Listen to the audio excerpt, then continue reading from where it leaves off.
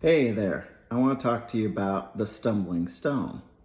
And in Isaiah chapter 8, verse 14, it reads, He, speaking of the Lord, will keep you safe, but to Israel and Judah he will be a stone that makes people stumble, a rock that makes them fall.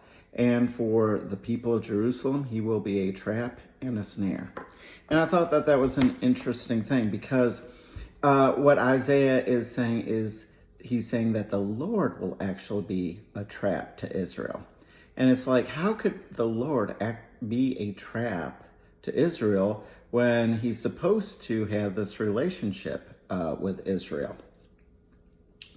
And what Isaiah is talking about when he's talking about a snare and a trap was he was talking about the fact that even though Israel would be a really devout nation, in a sense, they would actually reject the Lord.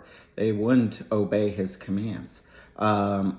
In the Gospels, we see this interpreted as Jesus. Jesus is the Lord.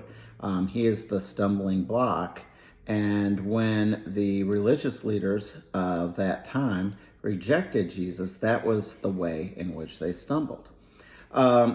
It doesn't just apply to Jewish people, it applies to people today. People will either move closer to God or they will move further from God, and they really don't stay in between. And when people start moving further from God, when they start having these, when they becoming devout and very religious, but it's not changing their heart, it's not making them a better person, that's when religion actually becomes a stumbling block in a person's life. Anybody can go through formalities. Anybody can go to church every day. Anybody can, read the Bible and then ignore what it says. And anybody can make long prayers in front of other people as a type of show.